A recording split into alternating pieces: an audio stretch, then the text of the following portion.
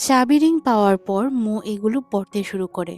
এখানে লেখা ছিল এমন যে তোমাকে আমি ছোটবেলা থেকে দেখিনি, যার কারণে সব সময় তোমাকে মিস করে বেড়াই। আর এটা দেখে সে অবাক হয়ে যায়। তখনই এখানে সানলাইট খাবার নিয়ে চলে আসে। আর খাবার দেখে সে তার দিকে তাকায়।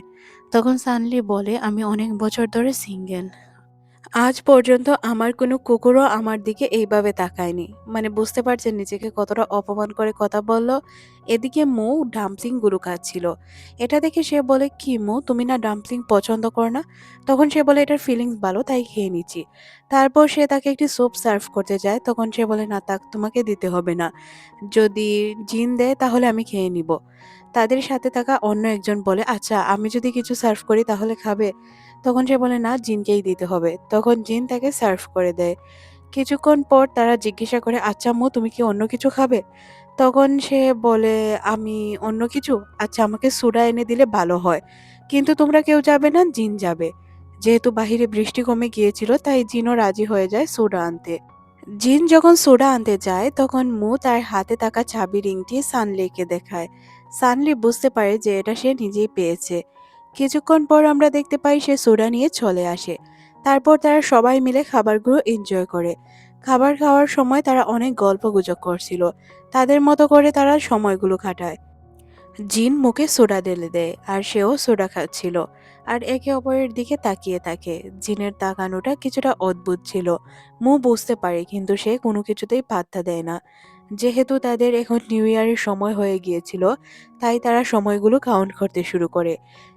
মুখে সবাই ইনভেলাভ দেয়। তারপর তারা বাহিরে গিয়ে এই নিউ ইয়ারটি সেলিব্রেট করে।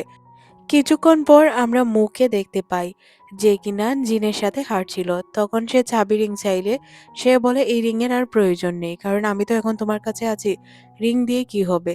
তখন সে বলে, তুমি এই চাবি রিং এর মানে জানো? তখন মো বলে, হ্যাঁ অবশ্যই জানি, জানবো না কেন, জানি বলেই তো আমার কাছে রেখে দিচ্ছি। আচ্ছা আমি চাই ছোটবেলায় যেভাবে তুমি আমাকে কাঁধে করে বাসায় নিয়ে যেতে স্কুল থেকে, ওইভাবে আজও নিয়ে যাও। তখন জিন বলে, আচ্ছা তাহলে চলো। তারপর সে তাকে কাঁধে করে বাসায় নিয়ে যেতে শুরু করে। আপনাদের উদ্দেশ্যে আমি একটি কথা বলে রাখি, আসলে আমার অনেক ঠান্ডা লেগে আছে, যার কারণে কণ্ঠটা একটু অদ্ভুত শোনায়। আর অনেকেই বলেন আমি ঠিকঠাকভাবে কথা বলতে পারি না। হ্যাঁ, হয়তোবা আমি অন্যদের মতো গুছিয়ে বলতে পারি না, কিন্তু আমি আমার মতো করে চেষ্টা করি। আমি আমার সাধ্যমতো আপনাদের বোঝানোর চেষ্টা করি। তারপরেও যদি ভুল হয়ে থাকে তাহলে অবশ্যই ক্ষমা করে দিবেন। এখানে যেহেতু তাদের দুইজনের মধ্যে রোমান্টিক সম্পর্ক তৈরি হয়ে গিয়েছিল, তাই এখানে মু কিছুটা আনইজি ফিল করে রুমে চলে যায়।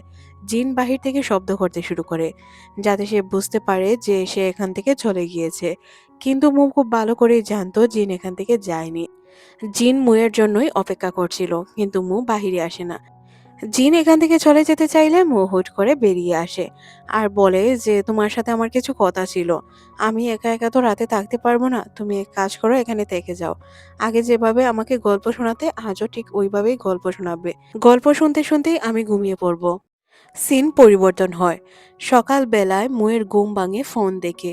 যখন সে দেখতে পায় অনেক সময় হয়েছে, তাই সে ফোন রিসিভ করে বলে, আচ্ছা তুমি একটু অপেক্ষা করো, আমি এক্ষুনি আসছি। তারপর সে তৈরি হয়ে বাহিরে চলে যায়।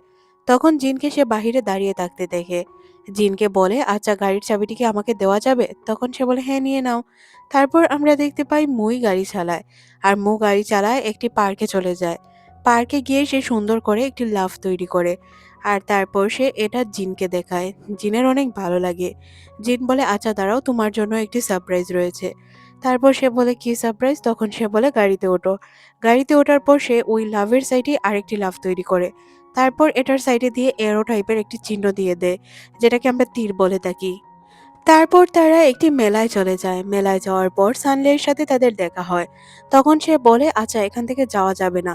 এই জায়গায় যদি মানুষ কোনো কিছু চায় তাহলে এটা অবশ্যই পূরণ হয়। তুমি এক কাজ করতে পারো, এখানে যে কোনো কিছুই চাইতে পারো। মো তো এই সুযোগটি মিস করতে চাচ্ছিল না, তাই না? তখন সে উইশ করতে শুরু করে। সে চাচ্ছিল তাদের সুন্দর ভবিষ্যৎ, যেটা সে জিনের সাথে কাটাতে পারে। তখনই আমরা জিনকেও দেখতে পাই, যে কিনা মুয়ের উইশ দাঁড়িয়ে দাঁড়িয়ে দেখছিল। সে আর কি উইশ করবে। এদিকে তাদের মেলা শুরু হয়ে যায়। মেলায় অনেক সুন্দর সুন্দর রেস হচ্ছিল, প্রোগ্রাম হচ্ছিল, যেগুলো দেখার জন্যই তারা এসেছিল। যেহেতু তারা প্রোগ্রামগুলো অ্যাটেন্ড করার জন্যই এসেছিল, তাই তারা এখানেই দাঁড়িয়ে থাকে। তখন সানলে এখান থেকে চলে যায় আর একটি মেয়ে মুখে ধাক্কা দেয়, যার কারণে সে পড়ে যেতে চায়। যার কারণে সে জিনের হাত ধরে সে হাঁটতে শুরু করে। সে তাকে খানিক খানিক কিছু বলতে চায়। তখনই পিছন থেকে কেউ ধাক্কা দিলে এখানে তাদের ভুলবশত কিস হয়ে যায়। তারপর সে কিছুটা আনইজি ফিল করে। এটা স্বাভাবিক ছিল। সে তো আনইজি ফিল করবেই। এটা তো ভুলবশত হয়েছে, তাই না? তারপর তারা ২ জন রাস্তা দিয়ে যখন হাঁটছিল, তখন আমরা এখানে স্নেকি গার্লকে দেখতে পাই। সাথে তার বাবাও ছিল। সাথে তার গ্যারেজের প্রত্যেকটি লোকজন। যেহেতু সে আগে এই গ্যারেজে কাজ করত, তাই এই গুন্ডাদের মধ্যে একজন তাকে ডাক দেয়। এখন তো তাদের সাথে তার কোনো সম্পর্ক ছিল না, বা তাদের সাথে তেমন তার একটি কথা হতো না। একটি লোক এসে তাকে বলে যে, "এমন না যে আমরা অপরিচিত। তুমি আমাদের সাথে কথা বললে কি এমন হয়ে যাবে? আমরা তো আগে একই সাথে কাজ করতাম, তাই না? তুমি এক কাজ করো, মিস্টার হুকে নিউ ইয়ারের উইশ করো।" তখন সে বলে, "আমি পারবো না। আমি কারোর সাথে এখানে কথা বলতে চাই না।" তখনই মিস্টার হু বলে, "আরে, আরে এইসব ছাড়ো। তোমাদেরকে কে বলেছে এইসব বিষয় নিয়ে কথা বলতে? আসলে আমি ৫ তারিখে আমাদের পুরানো বন্ধুদের নিয়ে একটি সভা রাখতে চেয়েছিলাম। চাচ্ছিলাম সবাই মিলে আড্ডা দিব, গল্প করব। তোমাকেও আসতে হবে কিন্তু।" তখন জিন বলে, "আপনি কি আমাকে জিজ্ঞাসা করেছেন? আর আমরা কি বন্ধু? আমি অবশ্যই এখানে আসবো না। আপনি খুব ভালো করেই জানেন।" তখন সে বলে যে, "কেন আসবে না? তোমাকে তো আসতেই হবে, তাই না? আমি চাই তুমি আমাদের এই পার্টিটি অ্যাটেন্ড করো, যেটা আমি রেখেছি।" তখন তাদের মধ্যে কোনো একটি বিষয় নিয়ে হাতাহাতি শুরু হয়ে যায়। ওয়াং তখন তাকে মারতে চাইলে কোনো কিছু ভেবে সে থেমে যায়। জিন তার দিকে তাকিয়ে থাকে। ওয়াং বলে, "আমাদের বিজনেসে তুমি মাতব্বরি করছো। এটা তুমি ছেড়ে দাও। যদি না ছাড়ো তাহলে তোমার জন্যই ক্ষতি হতে পারে।" মু এখানে বুঝতে পারে না তারা কই বিষয় নিয়ে কথা বলছিল। তখন জিন বলে, "ব্যবসা ছোট হোক বা বড়, এটা বিষয় না। আমি কিভাবে ব্যবসা করছি এটা হচ্ছে বড় বিষয়। আমি আমার সততার সাথে ব্যবসা করছি। এতে তোদের কি লস হওয়ার কথা?" তখন সে বলে, "তুই ব্যবসা করছিস, ব্যবসা ছেড়ে দিবি। তুই আমাদের ব্যবসায় কেন জড়াবি নিজেকে? এইসব ব্যবসায় তুই নিজেকে জড়াতে পারবি না।" মিস্টার ওয়াং তখন বলে, "আমরা তো বন্ধু, তাই না? এইসব বিষয়ের কথা না বলি। আচ্ছা শোনো, আমি তোমাকে বলে রাখি। তুমি এক কাজ করো। তুমি এই বিজনেস করছো যেহেতু, তাহলে আমার সাথে মিলেই করো। যদি আমরা ২ জন মিলে ব্যবসা করি তাহলে অনেক লাভ হবে। তাছাড়াও আমার মেয়ে হয়তো তোমাকে পছন্দ করে। যেহেতু আমার মেয়ে তোমাকে পছন্দ করে, তাহলে এমন হতে পারে আমার ব্যবসা আমার মেয়ের জামাই পাবে। আর তুমি যদি আমার মেয়েকে বিয়ে করো তাহলে সবকিছু তুমিই পাবে। তাহলে সব ব্যবসা তুমি একাই সামলাতে পারবে। আর এইসব বিষয়ে আমাকে নাক গলাতে হবে না।" মৌ তখন কথাগুলো শুনে আর তাকিয়ে থাকে। তখন জিন তার হাত ধরে বলে যে, "আমি এই মেয়েকে ভালোবাসি। আপনার মেয়েকে আমি একদমই পছন্দ করি না।" আর এখানে স্নেকি গার্লের অনেক বেশি খারাপ লাগে। এটা তো নরমাল ছিল। স্নেকি গার্ল আগে থেকেই এই বিষয়টা জানতো। তখনই ওই লোকটি আবার তার মত পরিবর্তন করে। বলে, "আচ্ছা, এরা যদি তোমাকে কিছু করে তাহলে তো আমি অবশ্যই কিছু বলতে পারবো না।" সে তার গুন্ডাদেরকে ফাইটের ইশারা দিয়ে এখান থেকে চলে যেতে চায়। আসলে একটু দূরে সরে যায় আরকি, এমন। এদিকে আমরা জিনকে দেখতে পাই যে কিনা ধীরে, ধীরে পিছাচ্ছিল। আর সে মুখে তার পিছনে করে নেয়।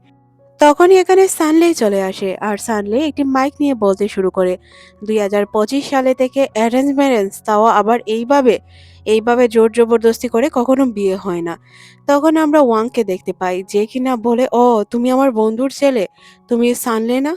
তখন সানলে বলে, "হ্যাঁ।" তখন সে বলে, "তোমার বাবার সাথে ওই দিন ডিনারে ছিলাম। তোমার বাবা তো অনেক ভালো লোক। আমার বাবার সাথে যদি আপনার ভালো সম্পর্ক থেকে থাকে, অন্যদিন যদি তার সাথে দেখা করতে যান, তাহলে অবশ্যই বলে দিবেন আমার টাকাগুলো ফেরত দিয়ে দেওয়ার জন্য।" তখন সে বলে, "আমাদের বন্ধুদের মধ্যে তোমার সম্পর্ক আমি আনতে যাব কেন? আর যেহেতু তুমি আমার বন্ধুর ছেলে, এইসব বিষয়ে তুমি নিজেকে জড়িও না।" তখন সানলে বলে, "আপনি আর আমার বাবা যেমন ভালো বন্ধু, আপনাদের মধ্যে যেমন ভালো সম্পর্ক রয়েছে, আমার আর জিনের মধ্যে ভালো সম্পর্ক রয়েছে। জিনকে আপনি টাচ করার চেষ্টা করলে অবশ্যই আমি তার সামনে চলে আসব।" ওয়াং সাংলিকে নিচে আসতে বলে। সানলি বলে, "এত উঁচা থেকে যদি আমি লাফ দেই তাহলে অবশ্যই আমি পরে মারা যাব। এক কাজ করুন আঙ্কেল, আপনি উপরে চলে আসুন, আমরা কথা বলছি।" তখনই এখানে অনেকগুলো টুরিস্ট চলে আসে। আর তারা এখানে পিকচার ওঠানোর জন্য আসছিল। তখন তারা খুঁজতে শুরু করে এখানে কি কোনো ক্যামেরাম্যান রয়েছে।